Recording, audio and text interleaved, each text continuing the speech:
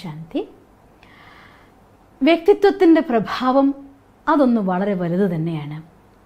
ഒരു മനുഷ്യൻ്റെ ഉള്ളിൽ എത്രത്തോളം മൂല്യങ്ങൾക്ക് പ്രാധാന്യമുണ്ടോ അത്രത്തോളം അവരുടെ സങ്കല്പത്തിലും വാക്കിലും കർമ്മത്തിലും ഐക്യമുണ്ടായിരിക്കും. ചിന്തിക്കുന്നതൊന്നും പറയുന്നത് മറ്റൊന്നും പ്രവർത്തിക്കുന്നത് വേറൊന്നുമാണെങ്കിൽ അവരുടെ വ്യക്തിത്വത്തിൻ്റെ ഉള്ളിൽ ആ ഒരു സംഘർഷം അവരുടെ കണ്ണിലും മുഖത്തും വാക്കിലുമെല്ലാം നമുക്ക് കാണാൻ സാധിക്കും. അതേസമയം ഏതൊരു മനുഷ്യൻ്റെ ഉള്ളിൽ നിന്നാണോ സത്യത്തിൻ്റെ ശക്തിയുള്ളത് അവർ ആരോടും ഒന്നും പറയേണ്ട കാര്യമില്ല. അവരുടെ പ്രസൻസ് തന്നെ ഓട്ടോമാറ്റിക്കലി അവരാരെന്നുള്ള കാര്യം തിരിച്ചറിയിക്കും. ഇന്ന് ഞാൻ നിങ്ങൾക്ക് അതിനുത്തമ ഉദാഹരണമായിരിക്കുന്ന ഒരു വ്യക്തിത്വത്തെ പരിചയപ്പെടുത്താൻ ആഗ്രഹിക്കുകയാണ്. ബ്രഹ്മകുമാരീസിൻ്റെ ഹെഡായിരുന്ന ദാദി പ്രകാശ് മണി. ഞാൻ ഓർത്തുപോകും, ഒരിക്കൽ റഷ്യയിൽ നിന്ന് കുറേ ശാസ്ത്രജ്ഞന്മാർ ദാദിയെ കാണാൻ വേണ്ടി നമ്മുടെ ബ്രഹ്മകുമാരീസിൻ്റെ ഹെഡ് ഓഫീസിൽ വന്നിട്ടുണ്ടായിരുന്നു. അന്ന് ഇത്രയൊന്നും ബ്രഹ്മകുമാരീസ് ഡെവലപ്ഡ് ആയിട്ടില്ല. നമ്മുടെ സിസ്റ്റേഴ്സിൻ്റെ ടീച്ചേഴ്സിന് സറണ്ടർ ആയിരിക്കുന്ന സന്യാസിനിമാർ, നമ്മൾ സിസ്റ്റേഴ്സ് എന്ന് പറയും, സിസ്റ്റേഴ്സിൻ്റെ ഒരു ഭട്ടി പ്രോഗ്രാം മീൻസ് അഖണ്ഡ ധ്യാന പരിപാടി നടന്നുകൊണ്ടിരിക്കുകയാണ് അവിടെ. ആ പ്രോഗ്രാമിൽ വെച്ചിട്ട് ദാദി തൻ്റെ കൂടെയുള്ള ദാദി തൻ്റെ സമർപ്പണമായിരിക്കുന്ന നമ്മളെപ്പോലുള്ള സിസ്റ്റേഴ്സിന് ദാദിയുടെ സ്നേഹം എന്ന് വെച്ചാൽ അതെനിക്ക് നിങ്ങളോട് വർണ്ണിക്കാനാവില്ല. അത്രയും സ്നേഹം, നമ്മളോട് മാത്രമല്ല എല്ലാവരെയും ഒരുപോലെ സ്നേഹിക്കുന്ന ഒരാളായിരുന്നു ദാദി. എൻ്റെ കുട്ടിക്കാലത്തെ ഒരു അനുഭവം ദാദിക്കൊപ്പം ഞാൻ ഓർത്തു പോകും. ഒരിക്കൽ മധുവനത്തിലേക്ക് ഞാൻ പോയ സമയത്ത് അന്ന് ബ്രഹ്മബാബ സാകാരത്തിലില്ല. അതേ സ്നേഹവും അതേ വാത്സല്യവും ആ കെയറൊക്കെ പ്രകാശ്മണി ദാദി നമുക്ക് തരുമായിരുന്നു. ആ മധുവനത്തിൽ പോകുന്ന സമയത്ത് അന്ന് ഇന്നിപ്പോൾ വലിയ വലിയ ഗ്രൂപ്പുകളാണ്. അന്ന് ഞങ്ങൾ മാക്സിമം വലിയ ഗ്രൂപ്പ് എന്ന് വെച്ചാൽ 15-20 പേരൊക്കെയാണ് മധുവനത്തിൽ വലിയ ഗ്രൂപ്പായിട്ട് പോവുക. ടോട്ടൽ ഗ്രൂപ്പ് വലുതുണ്ടാവും, പക്ഷേ ഈ ചെറിയ ചെറിയ ഗ്രൂപ്പിൽ 3000-4000 പേരെ അന്നുള്ളൂ. ഇന്ന് നമ്മുടെ ഹെഡ് ഓഫീസിൽ പോകുമ്പോൾ 30,000-40,000 പേരൊക്കെ പരിപാടിക്ക് പങ്കെടുക്കുമെങ്കിൽ അന്ന് നമ്മുടെ ഗ്രൂപ്പിലൊരു 3000-2000 പേരൊക്കെ ഉണ്ടാവുള്ളൂ. ചെറിയ ചെറിയ ഗ്രൂപ്പുകൾ. ഞാൻ പോയ അന്ന് പാലക്കാട് നിന്നാണ് ഞാൻ പോയിട്ടുണ്ടായിരുന്നത്. പാലക്കാട് സെൻട്രലായിരുന്നു അന്ന് ഉണ്ടായിരുന്നത്. പാലക്കാട് ഞങ്ങളുടെ ഗ്രൂപ്പ് 20-22 ആൾക്കാരാണ് ഉണ്ടായിരുന്നത്. ഓരോരോ ഗ്രൂപ്പിനെയായിട്ട് ദാദി പേഴ്സണലായിട്ട് മീറ്റ് ചെയ്യുമായിരുന്നു. അപ്പം ഞങ്ങളുടെ ഗ്രൂപ്പിൽ ആ മീറ്റിംഗ് നടക്കുന്ന സമയത്ത് ഞാൻ എൻ്റെ മൂത്ത ജ്യേഷ്ഠൻ്റെ കൂടെയായിരുന്നു മധുവനത്തിലേക്ക് പോയിട്ടുണ്ടായിരുന്നത്. അപ്പം ആ സമയത്ത് ഞാൻ എന്ത് ചെയ്തെന്ന് വെച്ചാൽ എനിക്ക് ദാദീനെ കാണുമ്പോൾ തന്നെ ഒരു അത്രയും സ്നേഹം വഴിയുന്ന കണ്ണും ആ ഒരു സ്നേഹം ഇങ്ങനെ തുളുമ്പി നിൽക്കുന്ന പോലുള്ള സംസാരം, ആ ഭാവം, ആ പേഴ്സണാലിറ്റി, അതൊക്കെ എന്നെ വല്ലാതെ ആകർഷിക്കുന്നുണ്ടായിരുന്നു. ഞാനന്ന് 10th പഠിക്കുന്ന സമയം. അപ്പം ഞാൻ വിചാരിച്ചു ദാദിയെ കാണാം, പക്ഷെ ആദ്യത്തിൽ പോയി കഴിഞ്ഞാൽ പെട്ടെന്ന് റൂമിൽ നിന്ന് പോകണ്ടേ, ഒരടുത്ത പരിപാടിക്ക് പോകും. അപ്പോൾ കുറച്ച് കൂടുതൽ കാണാനുള്ളതായിട്ടുള്ള ആഗ്രഹത്തോടു കൂടി ആ ഗ്രൂപ്പിൻ്റെ ഏറ്റവും ബാക്കിൽ ഞാനിരുന്നു. അങ്ങനെ ഓരോരുത്തരായിട്ട് ലൈൻ നിന്നു. ദാദിയുടെ അടുത്തെത്തി. ദാദി എല്ലാവർക്കും ദൃഷ്ടി കൊടുത്തു, ദൃഷ്ടിയിലൂടെ ശക്തി കൊടുത്തു, സ്വീറ്റ്സ് കൊടുത്ത് ഇങ്ങനെ എല്ലാവരും പോയിക്കൊണ്ടിരിക്കുകയാണ്. അപ്പോൾ ദാദി ദൃഷ്ടി കൊടുക്കും. ദാദിയുടെ കൂടെ ഒപ്പം ഉണ്ടായിരുന്ന ഒരു മോഹിനി എന്നൊരു ദീദി ഉണ്ടായിരുന്നു. അവരാണ് എല്ലാവർക്കും സ്വീറ്റ്സ് കൊടുക്കുന്നുണ്ടായിരുന്നത്. അപ്പോൾ എല്ലാവരും ഇങ്ങനെ പോകുന്ന സമയത്ത് ഏറ്റവും ബാക്കിൽ എന്നെ കൊണ്ടുപോയ സിസ്റ്ററുടെ കൂടെയാണ് ഞാൻ നിൽക്കുന്നുണ്ടായിരുന്നത്. അപ്പോൾ അവരെത്തിയപ്പോൾ അവർ പറഞ്ഞു, നീ മുന്നിൽ നടക്ക്. ഞങ്ങൾ ഏറ്റവും ബാക്കിൽ സിസ്റ്റർ നടന്നു വന്നു. അങ്ങനെ ദാദിയുടെ അടുത്തെത്താൻ സമയത്ത് ഞാൻ ദാദിയുടെ ആ സാമീപ്യം, ആ ഒരു ദൃഷ്ടി, അതൊക്കെ കിട്ടാനുള്ള കൊതിയോട് കൂടിയിട്ട് ദാദിയുടെ അടുത്തേക്ക് വന്നതാണ്. പക്ഷെ കുട്ടിയായതുകൊണ്ട് അന്ന് 10th കാണാനാണെങ്കിൽ തീരെ ചെറുതായിരുന്നു. അപ്പം അതുകൊണ്ട് ഒരു കുട്ടിയായ നിലയ്ക്ക് ആരും ആ രീതിയിൽ ഒരു സ്പിരിച്വലായിട്ട് നോക്കില്ലല്ലോ. അപ്പോൾ അവിടെ എത്തിയപ്പോൾ സ്വീറ്റ്സ് തരാൻ വേണ്ടി അവിടെ നിന്ന സേവാധാരിയായിട്ടൊരു ബ്രദർ ഇങ്ങോട്ട് വരും മോളെ പറഞ്ഞു എന്നെ കൈ പിടിച്ചു, എനിക്ക് സ്വീറ്റ് തന്നു. എനിക്ക് ദാദിയുടെ ദൃഷ്ടി കിട്ടിയില്ല. എന്നെ സംബന്ധിച്ചിടത്തോളം ആ സ്വീറ്റ്സിനായിരുന്നില്ല പ്രാധാന്യം. നമ്മൾ സ്വീറ്റ്സ് എന്നല്ല പറയും, ടോളി എന്ന് പറയും, പ്രസാദം. ആ പ്രസാദത്തേക്കാൾ കൂടുതൽ എനിക്ക് ആവശ്യം ആ ദൃഷ്ടികളിൽ നിന്ന് കിട്ടുന്ന പ്രസാദമായിരുന്നു.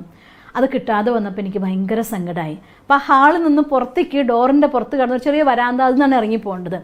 ആ വരാന്തയുടെ സൈഡിൽ പോയപ്പോഴേക്കും എനിക്ക് സങ്കടം കൊണ്ട് ഞാൻ വിങ്ങി പൊട്ടിപ്പോയി.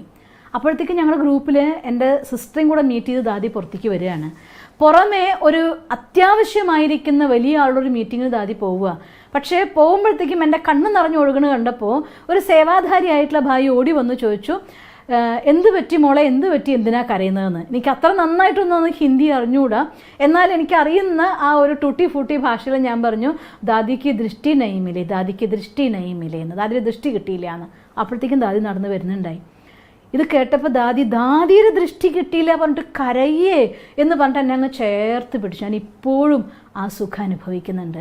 എന്നിട്ട് അങ്ങ് ചേർത്ത് പിടിച്ചു നെഞ്ചിൽ തല വെച്ച് ടോളി വാങ്ങിച്ച് വായിൽ വെച്ച് കഴിപ്പിച്ച് എൻ്റെ കണ്ണുനീര് അടക്കിയിട്ട് എന്നെ സന്തോഷിപ്പിച്ചിട്ട് ചിരിച്ചേ എന്ന് പറഞ്ഞ് ചിരിച്ചിട്ടേ ദാദി പോയിട്ടുള്ളൂ. ദാദിയുടെ സ്നേഹത്തിൻ്റെ ഉള്ളിൽ ഒരു ലിമിറ്റും ഉണ്ടായിരുന്നില്ല, അൺലിമിറ്റഡ് ആയിരിക്കുന്ന സ്നേഹം. വലിയ സദസ്സുകൾ ദാദി പറയുമായിരുന്നു. എൻ്റെ കൂടെ ഇരിക്കുന്ന എല്ലാവരോടും ഞാൻ പറയുകയാണ്, എപ്പോഴെങ്കിലും ഞാൻ അസത്യം പറഞ്ഞിട്ടുണ്ടെങ്കിൽ ആർക്ക് വേണമെങ്കിലും എഴുന്നേറ്റെന്ന് പറയാമെന്ന്. ഒരിക്കലും ദാദി അസത്യം പറയില്ലായിരുന്നു. സത്യത്തിൻ്റെ ശക്തി ഒരു പേഴ്സണാലിറ്റിയുടെ നമ്പർ 1 അട്രാക്ഷൻ എന്ന് പറയുന്നത് ആ ഗുണത്തിൻ്റെ, ആ സത്യത്തിൻ്റെ ശക്തി തന്നെയാണ്. ആ ദാദി അന്ന് കാത്തിരിക്കുകയാണ് ഓഫീസിലെ സയൻറ്റിസ്റ്റുകൾ. ദാദി സിസ്റ്റേഴ്സിൻ്റെ കൂടെ നമ്മുടെ ഒരു ചെറിയ പാർക്കിൽ ഒന്നിച്ച് കളിക്കാൻ വേണ്ടി പോയി, നമ്മളെ സന്തോഷിപ്പിക്കാൻ. അത് കഴിഞ്ഞ് തിരിച്ചിറങ്ങുമ്പോൾ ഇത്രയും വലിയ ഓർഗനൈസേഷൻ്റെ ഹെഡാണ് ദാദി. പക്ഷെ ദാദി കാറ് വേണമെന്നൊരു നിർബന്ധവും ഇല്ലാതെ എല്ലാ സിസ്റ്റേഴ്സും കൂടി കയറിയ ബസ്സിൽ ദാദിയും കയറി, തള്ളി കൂടി കയറി. അത് കഴിഞ്ഞ് ഇറങ്ങുമ്പോൾ എല്ലാവരും ബസ്സിൽ നിന്ന് ഇറങ്ങിക്കൊണ്ടിരിക്കുകയാണ്. ഒരുപാട് സിസ്റ്റേഴ്സ് താഴത്തേക്ക് ഇറങ്ങുന്നുണ്ട്. ഈ സയൻറ്റിസ്റ്റുകൾ ദാദിയെ കാണാൻ വേണ്ടി കാത്തു നിൽക്കുകയാണ്. ആ സമയത്ത് ദാദി വന്നിറങ്ങി, ബസ്സിൽ നിന്ന് ഇറങ്ങി കഴിഞ്ഞതും ആ പേഴ്സണാലിറ്റിയുടെ അട്രാക്ഷൻ, ആ സയൻറ്റിസ്റ്റുകൾ കൂടെ നിന്ന സിസ്റ്റർ എന്തോ നോക്കി നിൽക്കുക, ദാദിയുടെ കാറ് വരുമല്ലോ എന്ന് ഇവരെ പരിചയപ്പെടുത്താൻ നിൽക്കുന്ന സിസ്റ്റർ. ആ സിസ്റ്റർ ഇതാണോ ദാദി എന്ന് ചോദിച്ചു. അത്ഭുതപ്പെട്ടു പോയി ആ സിസ്റ്റർ അടക്കം. യെസ്, ഇതാണ് ദാദി എന്തേ ബസ്സിൽ വന്നത് എന്ന് ചോദിച്ചുകൊണ്ട് ദാദി എന്ന് വന്ന് ഓടി ദാദി അടുത്ത് ചെന്നു. ദാദി ആ സ്ഥലത്ത് നിന്നിട്ടും സ്നേഹത്തോടെ അവരോട് സംസാരിച്ചു, വരൂ ഇരിക്കാമെന്ന് പറഞ്ഞ് സംസാരിച്ച് അവരോട് മീറ്റ് ചെയ്തു. ഒന്ന് ആലോചിച്ച് നോക്കിയേ, ദാദിയാണ് എന്ന്, ഈ ഓർഗനൈസേഷൻ്റെ ഹെഡാണ് എന്ന് ആരും പരിചയപ്പെടുത്തിയില്ല. പക്ഷെ ദാദിയുടെ വ്യക്തിത്വത്തിൻ്റെ ഉള്ളിൽ ആ സത്യതയുടെ ശക്തി, ആ സ്നേഹത്തിൻ്റെ യാതൊരു കറയുമില്ലാത്ത സ്നേഹത്തിൻ്റെ നിസ്വാർത്ഥമായ മൂർത്തി, ആ മൂർത്തി തന്നെയായിരുന്നു ദാദിയുടെ പേഴ്സണാലിറ്റി. ആരും ഒരിക്കൽ കണ്ടാൽ ഒരിക്കൽ കൂടി കാണാൻ കൊതിക്കുന്ന വ്യക്തിത്വം, ഒരിക്കൽ സംസാരിച്ചാൽ ഇനിയും ഒരിക്കൽ എനിക്ക് സംസാരിക്കാൻ കഴിഞ്ഞെങ്കിൽ എന്ന് ആഗ്രഹിക്കുന്ന വ്യക്തിത്വം. അങ്ങനെ ഒരു ആത്മീയതയുടെ പ്രതീകമായിരുന്നു ദാദി പ്രകാശ് മണി. സത്യത്തിൻ്റെ ശക്തിയായിരുന്നു ദാദിയുടെ ഏറ്റവും വലിയ ശക്തി. പരമാത്മ മഹാവാക്യത്തിൽ എടുത്തു പറഞ്ഞ് ഞാൻ ഓർമ്മിക്കും, എവിടെയാണോ പവിത്രതയുടെ ശക്തിയുള്ളത്, സത്യത്തിൻ്റെ ശക്തിയുള്ളത്, ആ പേഴ്സണാലിറ്റി അവർ ചെല്ലുന്നിടത്ത് ആരും അവർക്ക് സഹയോഗിയാവും, ആരും അവരെ ഇഷ്ടപ്പെടും, അവർക്ക് വേണ്ടി എല്ലാ വിജയത്തിൻ്റെ വാതിലുകളും തുറന്നു വെച്ചിട്ടുണ്ടാകുമെന്ന്. അതുകൊണ്ട് സത്യത്തിൻ്റെ ശക്തി, പവിത്രതയുടെ ശക്തി, ഈ ലോകത്ത് അമൂല്യമായിരിക്കുന്ന 2 നിധികളാണത്. അതുകൊണ്ട് ആ നിധി സ്വന്തമാക്കിയാൽ ഇപ്പോൾ ഒരു പക്ഷേ ചെറിയ ചെറിയ തടസ്സങ്ങളൊക്കെ നമുക്ക് ഉണ്ടായേക്കാം, പക്ഷേ നമ്മുടെ വിജയത്തിൻ്റെ കൊടുമുടിയിൽ നിന്ന് മാറ്റി നിർത്താൻ ഒരാളെ കൊണ്ടും സാധ്യമല്ല. സിമ്പിളാണ് ധാരണ. ജീവിതത്തിൽ പ്രാക്ടിക്കലായി കൊണ്ടുവരൂ സത്യത്തിൻ്റെ ശക്തിയെ, പവിത്രതയുടെ ശക്തിയെ. എങ്കിൽ നമ്മുടെ വ്യക്തിത്വം ഒരു മാഗ്നറ്റിക് പേഴ്സണാലിറ്റി ആയിട്ട് മാറുക തന്നെ ചെയ്യും. നിങ്ങൾക്കും അതിനുള്ള ശക്തി ഉണ്ടാകട്ടെ എന്ന് ഞാൻ ഈശ്വരനോട് പ്രാർത്ഥിക്കുന്നു. ഓം ശാന്തി. ഞങ്ങളുടെ യൂട്യൂബ് ചാനൽ സബ്സ്ക്രൈബ് ചെയ്യൂ. നോട്ടിഫിക്കേഷൻ ലഭിക്കുന്നതിനായി ബെൽ ഐക്കൺ ക്ലിക്ക് ചെയ്യൂ. ഒപ്പം ഞങ്ങളുടെ ഫേസ്ബുക്ക്, ട്വിറ്റർ, ഇൻസ്റ്റാഗ്രാം പേജുകൾ ഫോളോ ചെയ്യൂ. നന്ദി.